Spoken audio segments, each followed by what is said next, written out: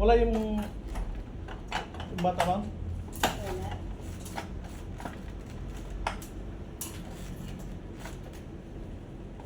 Hindi mo pinapasok? Hindi. Stress na ako pag nandito. Basta nagbabantayan. Bantayan yung trabaho, bantayan niya na. Bantayan pa, no? Pinareport ko nga nung ano eh. Kamusta yung bantay mo sa kabila? Hindi ko na nga lang sinumbungan iwanan niya. Iwanan niya yung taong gumagawa kasi gutom na lang siya. Hindi mo na siya magpaubaya kahit 10 minutes, 15 minutes, maikabit. May ugali yun eh. May ugali. Wala yun, pag ganun. Ha? Walang, ano yun? Ayaw matuto? Oo. Sabi ko, alam mo ba, nung ako nagsimula nito, hindi ako nagtatanong kay Todo. Ano yung gagawin? Pinapanood ko. Bakit sanay naman ako nung pa? Kinamusta siya? Nag-report kami nung meeting namin. Saan yung papel mo? Nandun. Punta ka sa meeting, wala kang papel, wala kang masulat. Ano, detect mo niya pag nagsabi ng mga urgent. Tapos sabi niya, kamusta yung mga bantay? Ewan ko, sa kanya po yun. Kasi yung mga pinagawa ko dito, ako nang salo ng report nun. Eh sabi ko, kahit ako walang listahan, nasa utak ko lahat. Kahit pa isa-isahin nila kung ano yung mga troubleshooting. Wala. Laging nagmamadali eh. Umuwi na yun, alas 6. Yung Sabado. Oo nga daw. Alas na daw siya eh. Yan. Alas 7 yun. Alas 6 umuwi na. Kaya, Nauna pa sa akin. Sabi ako na nga opening, ako pa naging ano closing. nga? Hindi mo lang nagpaalam na uwi. Ano yung paano mo sa'yo? Hindi. Yung sabihin mo dito lang? Diyan lang ako sa akin. Sabi ko, Chip, nasaan na si ano? Umuwi na. Ha? Umuwi na? Hindi mo na nasabing, hoy, Hudas, uuwi na ako. Kaya binumba ko siya ng meeting. Sabi ko, umuwi ka na. Hindi mo kinuwanan yung mga pagkain ng boss namin. Bakit? Eh, nung sa linggo, ako pa kung nagtanggal nun eh. Ano sa kwarto ni boss eh. Hindi pinagalitan ko yan. Diba SOP natin yon, kukunin natin yung mga basura kasi Sabado-Linggo lang tao. Yung mga daga dito na may westa. Oo. Hindi ka kumatok, nahiya ka na naman. Wala naman si boss na doon, umalis na ng alas 3. Aga umalis ni boss eh, alas 3 yung nasa finance pa tayo. Oo. Sabi, hindi mo nakita, hindi ka rin nagtanong sa gwardiya. Ibig sabihin, hindi ka umikot. Okay, kaya pa may tali. Para saan? Sirap na. Isa rito.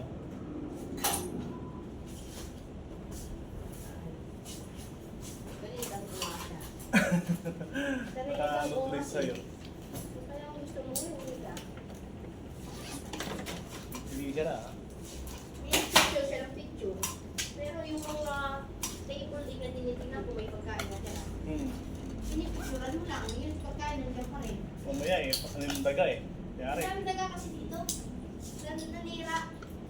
Yung dyan o, yung aircon na yan, sinira ng daga yun. Pag binuksan niyo, makikita niyo. Nakakapasok, no? Tapos naglason kami. Diyan, nagtago sa loob ng CR. Kita mo may butas yung CR ng babae. Oh. Pinutasan namin, hinanap namin. Nandiyan sa loob ng I-beam. Ay. Nilagyan namin ng styro yan para yung amoy hindi bumaho. Pinangat-ngat naman ang daga sa CR. Kaya ngayon nagigpit yung incheck na tanggal talaga lahat ng basura sa gabi. Kung wala rin walang matitirang sa table nila ngangat-ngatin. Madali uwi, akala mo may lakad. May good siguro ma'am. Hindi mo na interesado sa buhay. May pasal sa trabaho mo. Kung mga ganun. Ulit mo na lang, sabi ko. Ngayong linggo, matatandaan niya.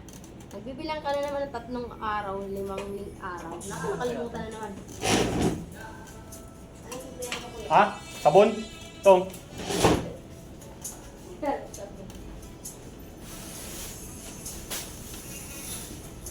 Saan magigil? Doon, sa lababo ah. Mapagod. Dito na. Ang taas. Baka masira yung ganito eh. Sira-sira yung timba doon eh. Huwag ka sa ano, alam mo yung ano nila? Ito kasalok ko. Ito kasalok sa ano. Para dito. Para dito. Tukang buwas sa drum nila. Alam mo yung drum nila doon?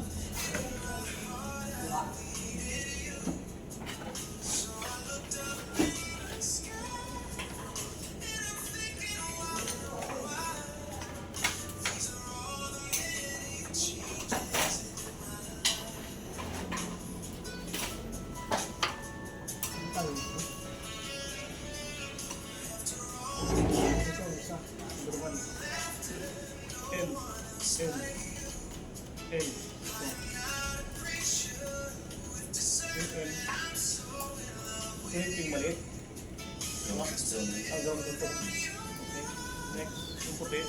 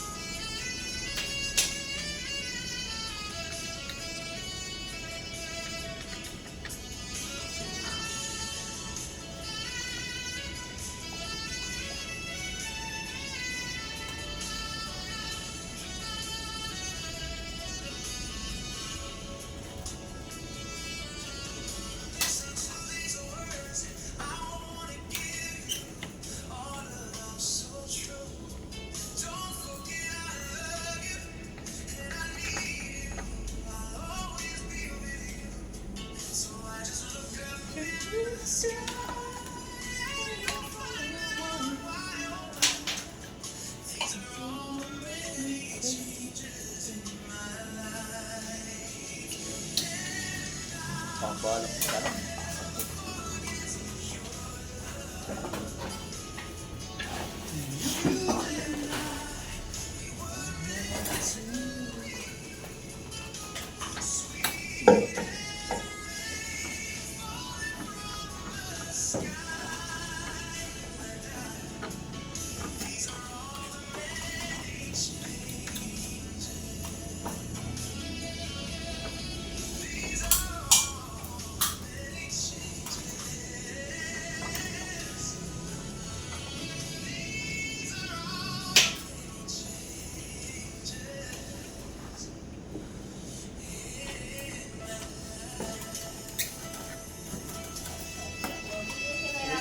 Tubig na.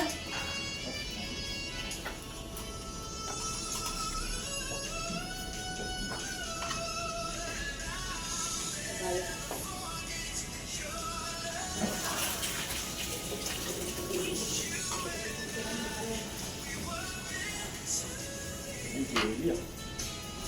Nag-promise sa amin ah. Uy, pag ganito ako ah. Sino dito? Saan? Saray mo. Hindi pa sa kinuha.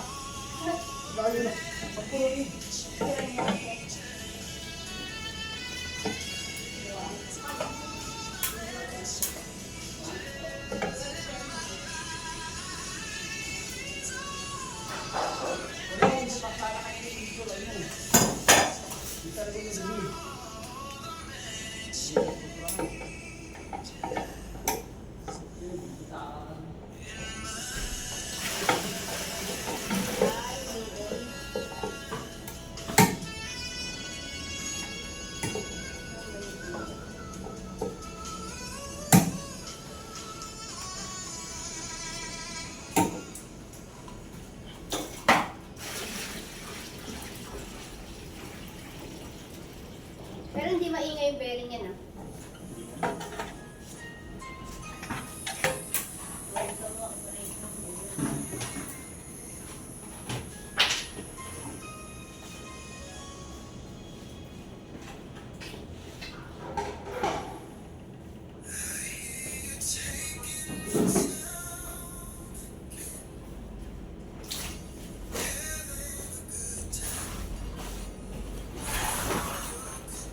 Sa yung pilit ko lang. Hindi kasi 20 ka po.